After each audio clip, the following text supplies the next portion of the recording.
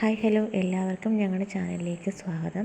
ഇന്നത്തെ വീഡിയോയുടെ പ്രത്യേകത എന്ന് പറയുന്നത് ഞങ്ങളുടെ കുഞ്ഞിന് ചോറൂണ് കൊടുക്കാനായിട്ട് പോകുന്ന കുറച്ച് പ്രസക്ത ഭാഗങ്ങളാണ്. ഞങ്ങൾക്കും കുടുംബത്തിനും ഒരിക്കലും മറക്കാൻ പറ്റത്തില്ലാത്തൊരു ദിവസമാണ് ഇന്നത്തേത് കേട്ടോ. ഇന്നത്തെ വിശേഷത്തിൻ്റെ പ്രസക്ത ഭാഗങ്ങളാണ് ഈ ഒരു വീഡിയോയിൽ കാണിക്കുന്നത്.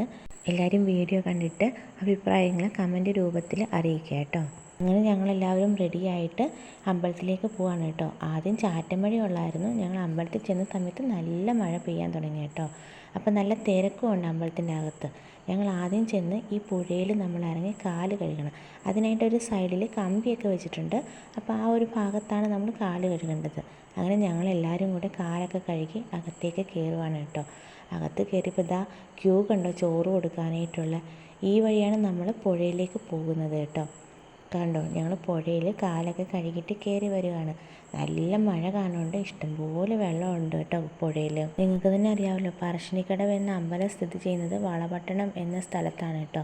അപ്പം അതിൻ്റെ അടുത്തൂടെ പോകുന്ന നദിയാണ് ഇവർ പറയുന്നത് പറശ്ശിനിക്കടവ് നദിയെന്നാണ് പറയുന്നത്.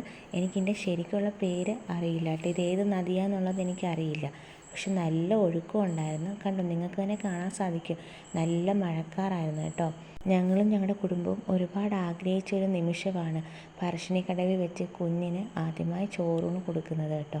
ഒരുപാട് ജീവിതത്തിലെ ഏറ്റവും മനോഹരമായ നിമിഷങ്ങളിലൊന്നാണ് കേട്ടോ ഇത്. ചോറൂണ് കൊടുക്കുന്ന വീഡിയോ വരുന്നുണ്ട്. എല്ലാവരും ഒന്ന് വീഡിയോ കാണുക, സപ്പോർട്ട് ചെയ്യുക.